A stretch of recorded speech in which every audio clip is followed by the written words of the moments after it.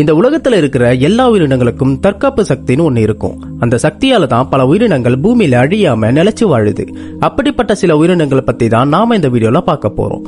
Welcome to AG next. என் பேர் ராகுல். இந்த மாதிரி பல விதமான வினோத விலங்குகள் நம்ம லைனப்ல இருக்கு. சோ மறக்காம இந்த சேனலை சப்ஸ்கிரைப் பண்ணி வச்சுக்கோங்க. வாங்க வீடியோக்குள்ள போலாம்.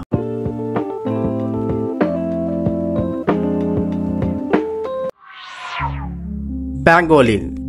இந்த வகை உயிரினம் ஆசியா மற்றும் ஆப்பிரிக்காவில் மட்டும்தான் பரவலாக காணப்படுது. இது ஒரு பாலூட்டி விலங்கு. இந்த பேங்கோலின் எனும் சொல்லு பெங்க்லூங் அப்படின்ற மலாய் வார்த்தையிலிருந்து வந்தது. இதோட தமிழ் பெயர் எறும்புண்ணி அல்லது இந்திய அலங்குன்னு சொல்றாங்க. இது ஒரு வளர்ந்த பூனையின் அளவு மட்டுமே இருக்கும். இதோட முதுகில் இருக்கக்கூடிய செதில்கள் பிற்காலத்துல முடிகளா இருந்துச்சு. அதுவே காலப்போக்கில் பரிணாம வளர்ச்சி அடைஞ்சு அதுக்கு ஒரு தற்காப்பு ஆயுதமா மாறிடுச்சு. ஆமா, தன்னை தாக்க வர விலங்குகள் கிட்ட இருந்து தப்பிக்க அதை ஒரு கேடயமா பயன்படுத்தும். அந்த அடுக்கடுக்கான செதில்கள் பார்க்க பாறை போலவே இருக்கும். ஆனா அது உண்மை இல்லை. அது ஒரு வகையான கெரட்டின் என்ற நார் சத்து மற்றும் புரத சத்துக்களால் ஆனது. இந்த வகையான புரோட்டீன் நம்மளுடைய முடி மற்றும் நகங்கள்ல காணப்படுது. இதுல மொத்தம் 8 வகையான பேங்கோலின் இருக்கு. அதிலும் வேறு வேறு நிறங்கள் அதோட வாழுற இடத்தை பொறுத்து வெவ்வேறு மாதிரி இருக்கும். இதுங்களுக்கு பற்கள் கிடையாது. அதுக்கு பதிலா 40 சென்டிமீட்டர் நீளம் உள்ள பெரிய நாக்கு இருக்கும். சில சமயம் அதுங்களோட உடம்பை விட நாக்கு பெருசா இருக்கும். அதை வச்சு பெரிய பெரிய எறும்பு புத்துக்கள், கரையான் பொந்துக்கள் மற்றும் மர இடுக்குல இருக்க பூச்சிகளை உணவா எடுத்துக்கும். இந்த விலங்குகள் ரொம்ப கூச்ச சுபாவம் கொண்டது. அதனாலேயே மனுஷங்க கண்ணுல தென்படுறது அதிசயம். இதுங்க பகல் முழுக்க தூங்கிட்டு தான் இருக்கும். இரவுல மட்டும் தான் இரையை தேடி அலையும். அதுங்களுக்கு இருக்க நீண்ட கால்நகங்களை வச்சு மரங்களை சுரண்டவும் சுரங்கங்கள் தோண்டி உணவு எடுக்கவும் அதால முடியும். ஒரு பேங்கோலின் தனது வாழ்வில் ஒரே ஒரு குட்டியை மட்டுமே பெற்றெடுக்கும். அந்த குட்டியும் கரடி குட்டி போல தாயோட முதுகுல அமர்ந்து சவாரி செய்யும். என்னத்தான் அசத்தலான தற்காப்பு சக்திகள் இருந்தாலும் அதுங்க இப்ப அழியிற நிலைமையில இருக்கு. அதோட இறைச்சிக்காகவும் செதில்களுக்காகவும் மிருக குணம் கொண்ட மனிதர்கள் சட்டவிரோதமாக அதை வேட்டையாடி கொண்டுட்டு வராங்க. மோதிரங்கள் மற்றும் அழகு பொருட்கள் தயாரிக்கவும் இதோட செதில பயன்படுத்துறாங்க. 2000ஆம் ஆண்டில் இந்தியாவின் வேட்டைக்காரங்களால இந்த விலங்கோட பாகங்கள் சீனாவிற்கு கடத்தப்பட்டு. இவ்வளவு அழகான மற்றும் இயற்கையை நேசிக்கக்கூடிய விலங்கு அழியாம பாதுகாக்க வேண்டியது நம்ம கடமை.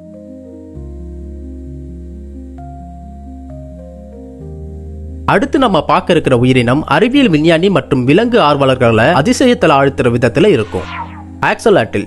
இந்த உயிரினம் பண்டைய எஞ்சிய நீரிலிருந்து உருவாகிய உயிரினம். இதோட சயின்டிபிக் நேம் ஆம்பிஸ்டோமா மெக்சிகானம் ஆகும். இந்த கால்கள் கொண்ட மீன் வகையை சார்ந்த உயிரினம் பிறக்கும் போது இருக்கும் அதே உடல் அமைப்போடு தான் வாழும் வரையும் இருக்கும். அதாவது இதுக்கு வயதாகும் பிரச்சனை ஏற்படுறது இல்லை. இது ஒரு சாலமண்டர் இனத்தை சேர்ந்தது. இதன் மிகப்பெரிய சக்தியே உடலில் எந்த ஒரு பாகத்தையும் இதால் மீண்டும் வளர்ச்சி அடைய வைக்க முடியும். நமக்கு வளரும் நகங்கள் மற்றும் முடியை போல இல்ல. அவைகளால் தான் உடலின் முழு பகுதிகளையும் உருவாக்க முடியும். முதுகு தண்டு மற்றும் இதயத்தை கூட வளர்ச்சி அடைய வைக்க முடிகிறது. கொஞ்சம் யோசிச்சு பாருங்க. நம்ம இதயம் நின்னுட்டா நம்ம செத்துடுவோம். ஆனா ஆக்சலாட்டலால மீண்டும் அந்த இதயத்தை துடிக்க வைக்க முடியும். இத பார்த்து தான் விஞ்ஞானிகள் வியந்து போறாங்க. இதுங்க தாவரங்கள் மற்றும் சிறு வகையான மீன்களை உண்டு வாழ்கிறது. நீரில் நீந்தவும் நடக்கவும் கூடிய திறனை கொண்டது. அதோட கால்களை 5 முறை வரை மீண்டும் வளர்க்க முடியுமா? இந்த உயிரினம் உலகிலேயே மெக்சிகோ நகரத்தில் மட்டும் தான் பார்க்க முடியும். அதுங்க மீனை போல செதில்கள் மூலமாக மட்டும் ஆக்சிஜன் எடுக்கிறது இல்லை. உடலோட மேற்புற தோல் மற்றும் நுரையீரல் வழியாகவும் ஆக்சிஜனை எடுக்குது. இதுக்கு மேலும் ஒரு அசாத்திய சக்தி இருக்கு. புற்றுநோயை எதிர்க்கிற சக்தி 1000 மடங்கு அதிகமா இருக்கு. விஞ்ஞானிகள் அதை குறித்து அதிகமா ஆராய்ச்சி செஞ்சுட்டு வராங்க. திரும்ப கொஞ்சம் யோசிச்சு பாருங்களேன். மனுஷங்க பல ஆயிரம் பேர் வருஷத்துக்கு இந்த புற்றுநோயால இறந்து போறாங்க. இந்த உயிரினத்தின் உதவியோட ஒரு மருந்து கண்டுபிடிக்கப்பட்டா எப்படி இருக்கும்? பல குழந்தைகள் மற்றும் பல பேரை காப்பாற்ற முடியும்ல. ஆனா இந்த ஆக்சலாட்டல் கூட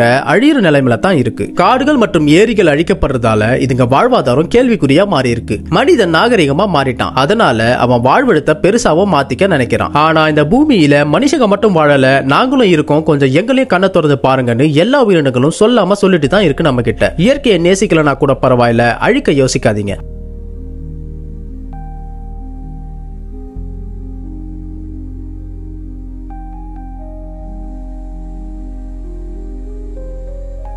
அடுத்து நம்ம பார்க்க இருக்கும் உயிரினம் இந்த உலகத்திலேயே வேறு எந்த உயிரினத்துக்கும் இல்லாத ஒரு தனித்தன்மையை கொண்டு இருக்குது. பிளாட்டிபஸ்.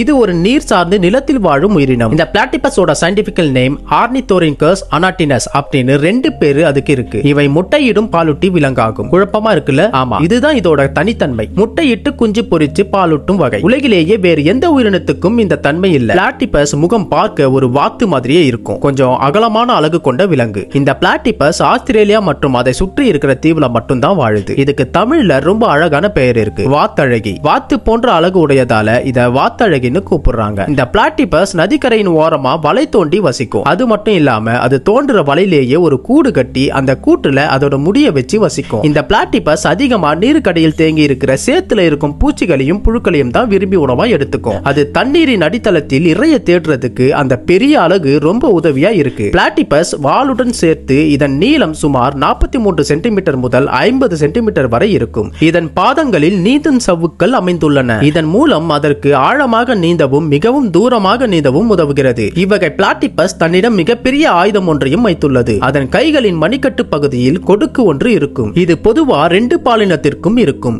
ஆனா ஆண்களுக்கு மட்டும்தான் வீரியமான விஷம் சுரக்கும் நஞ்சு கொடுக்குகள் உள்ளது. இந்த விஷ கொடுக்குகள் அளவில் சிறிய விலங்குகளை கொல்லவும் தன்னை தற்காத்துக் கொள்ளவும் பயன்படுகிறது. இந்த விஷமானது மனிதனுக்கு மரணத்தை தராது. அதற்கு பதிலாக கடுமையான வலியை மட்டும் ஏற்படுத்தும். இந்த வலியானது சில நாட்கள் தொடங்கி பல மாதங்கள் வரை கூட இருக்கலாம். பிளாட்டிபஸ் கிட்ட இருக்க மோசமான ஆயுதத்தால மனுஷங்க வம்புக்கு போறதில்ல. அதனால தான் இந்த இனம் பூமியில ஆஸ்திரேலியாவுல மட்டும் ரொம்ப செழித்து வாழுது. ரொம்ப ஆச்சரியம் மற்றும் அதிசயமான உயிரினங்களை பத்தி நாம இந்த வீடியோல பார்த்தோம். இனிமே வரப்போற வீடியோல பலவிதமான உயிரினங்களும் மனிதனுடைய இயற்கை வரலாறு பற்றியும் பார்க்க போறோம். மேல சொன்ன 3 விலங்குல உங்களுக்கு எந்த விலங்கு ரொம்ப கியூட்டா இருக்குன்னு கமெண்ட்ல சொல்லுங்க. நான் பேசுறது உங்களுக்கு பிடிச்சிருந்தா லைக் பட்டனை பிரஸ் பண்ணுங்க. மறக்காம சப்ஸ்கிரைப் பண்ணிக்கோங்க.